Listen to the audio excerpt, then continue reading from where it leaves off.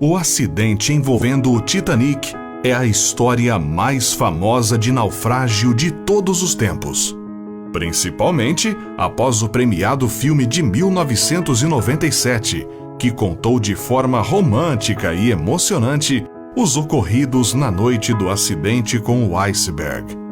Não há quem não conheça o navio que em 1912 conheceu seu triste destino. Mas existem coisas que muitas pessoas não conhecem sobre o Titanic, e algumas delas certamente vão lhe surpreender. Eu sou William Toffoli, narrador do Mistérios do Mundo, e aqui estão 8 fatos que poucas pessoas conhecem sobre o Titanic.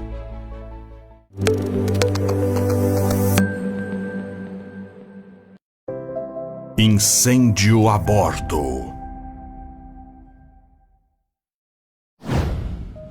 Bem antes do navio conhecer seu triste destino ao se chocar contra o iceberg, as coisas já não iam muito bem. Análises periciais realizadas pelos ingleses após o acidente revelaram que havia um incêndio contínuo no depósito de carvão do Titanic. Um dos sobreviventes do naufrágio disse que havia conversas no navio de que os depósitos precisariam ser esvaziados assim que os passageiros fossem deixados em Nova York e que os bombeiros deveriam ser chamados para conter as chamas, que só foram apagadas quando o navio começou a afundar. Algumas teorias sugerem que o fogo enfraqueceu o casco do navio, aumentando os danos após a colisão com o iceberg. Tempo perfeito.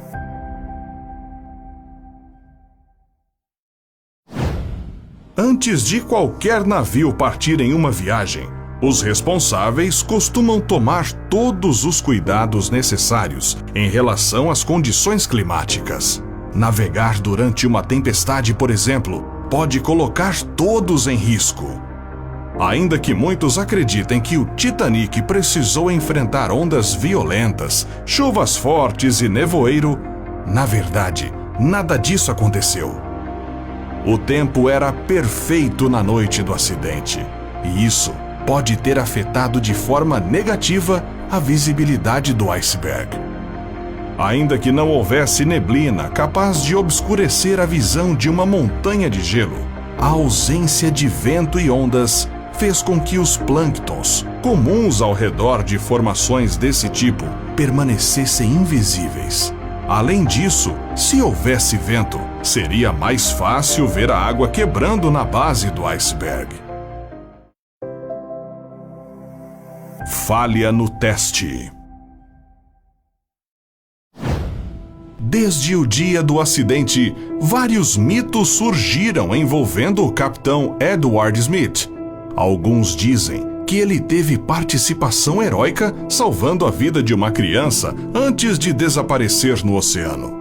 No entanto, a verdade não é tão bonita assim. Registros da época mostram que o capitão Smith ignorou uma série de avisos sobre presença de gelo na água, bem como permitiu que os botes salva-vidas partissem com capacidade bem abaixo da máxima. Para se ter uma ideia, o primeiro bote partiu com 27 passageiros, quando tinha capacidade para até 65 pessoas. Além disso, em 2012, foi revelado que Smith foi reprovado em seus testes de navegação na primeira vez em que prestou o exame, tendo que repeti-lo em uma segunda oportunidade.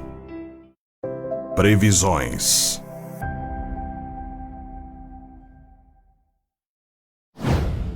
William Stead era um famoso jornalista em 1886, quando escreveu uma história fictícia sobre um navio que afundava no Atlântico. Na sua história de ficção, os passageiros morriam afogados devido à falta de botes salva-vidas na embarcação. O objetivo da sua história era criticar as leis de navegação da época, que não exigiam que os navios carregassem muitos botes. Em 1892, curiosamente, Stead voltou a falar sobre este assunto. Desta vez, com uma outra história fictícia que tratava sobre um navio chamado Majestic, da White Star Line, mesma companhia que operaria o Titanic anos mais tarde. Na história, o navio se chocava em um iceberg, causando um grande desastre.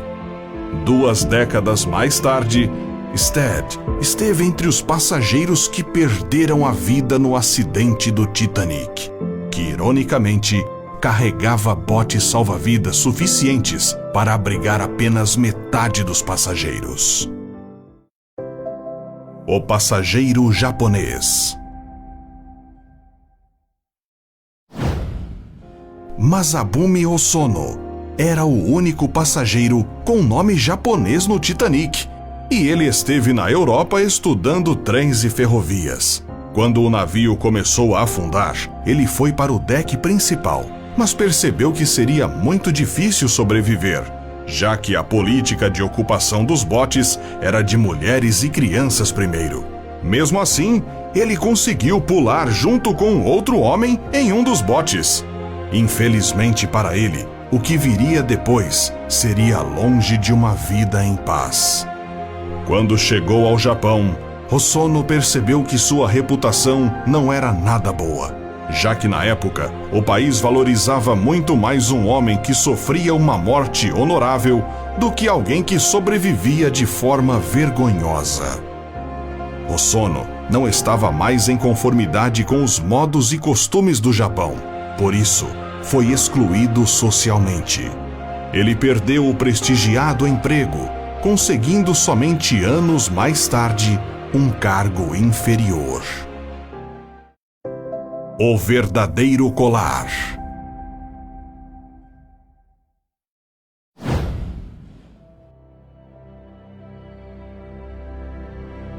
No filme de 1997, o colar intitulado Coração do Oceano recebeu todo um significado e uma história fictícia, mas o pingente não foi totalmente inventado. A passageira Kate Florence Phillips recebeu um colar de safira como presente de seu amante, Henry Morley. A peça, de acordo com o que se conta, era extremamente cara e valiosa. Morley era dono de uma confeitaria e possuía uma riqueza invejável para a época. Depois de conhecer Kate, de apenas 19 anos, o homem decidiu que deixaria sua esposa e filha para trás para viver ao lado da garota após a viagem no Titanic. Kate conseguiu sobreviver, sendo carregada pelo último bote. Morley, no entanto, não teve a mesma sorte. Mas a paixão dos dois resultou no nascimento de Ellen, 9 meses após o acidente.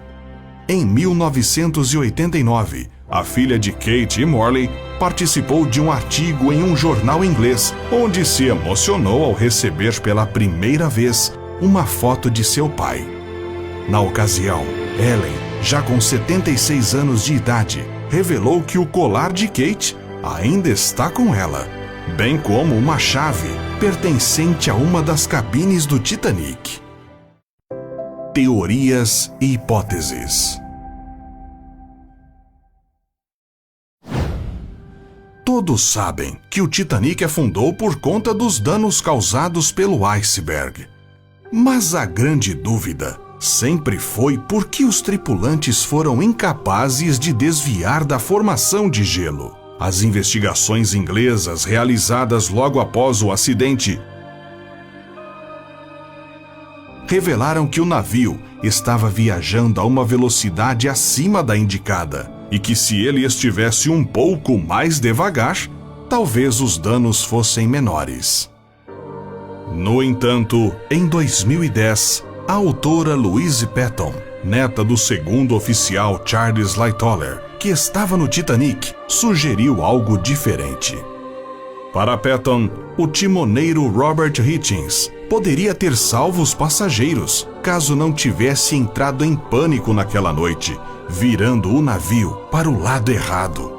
A autora sugeriu também que seu avô encobriu os erros de Hichens para não estragar a reputação de todos os tripulantes e da White Star Line como um todo. Os especialistas sugerem ainda que um fenômeno conhecido como superlua pode ter uma parcela de culpa no acidente. De acordo com 2 astrônomos da Universidade do Texas que estudaram o assunto, uma superlua ocorreu em 1912, o que pode ter contribuído para a formação de diversos icebergs no oceano, armando o cenário para o desastre. Naquela noite, um fenômeno astronômico raríssimo fez com que a Lua ficasse na posição mais próxima da Terra, em 1400 anos, circunstância acrescida de um alinhamento solar e lunar. Algo que acontece uma vez na vida de um humano. Tudo isso resultou em forças gravitacionais anormais, causando uma maré extremamente alta, chamada maré de Cizígia. A teoria ganha respaldo com os relatos dos sobreviventes. Havia muitos icebergs na região do naufrágio, em uma latitude onde isso não era normal. Ilusões de ótica.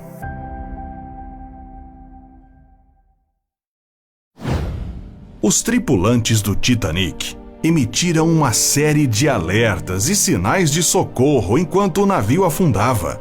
O navio Californian, que passava pelas redondezas, ignorou todos os alertas. O capitão do navio americano chegou a ser demitido após o incidente, sob alegações de que teria intencionalmente ignorado os foguetes e sinais luminosos emitidos pelo navio que afundava. No entanto, pesquisas recentes apontam que pode haver uma explicação para o fato dos sinais terem sido ignorados: a refração da luz. Como o Titanic navegava por uma região onde camadas de ar frio passavam por baixo de uma área de ar quente, os sinais podem ter sido confundidos com as miragens causadas pela refração da luz nessas condições.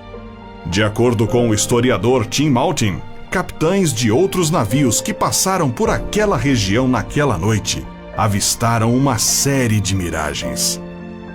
O que significa que o capitão do Californian talvez não tenha tido culpa nenhuma.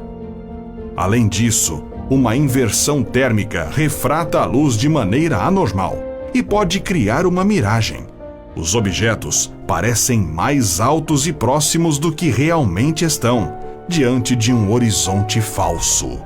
A área entre o falso horizonte e o verdadeiro pode aparecer como neblina. Talvez esse mesmo fenômeno tenha dificultado ainda mais a observação do iceberg. E você, gostou de conhecer essas curiosidades sobre o Titanic? Conte nos comentários. Até a próxima!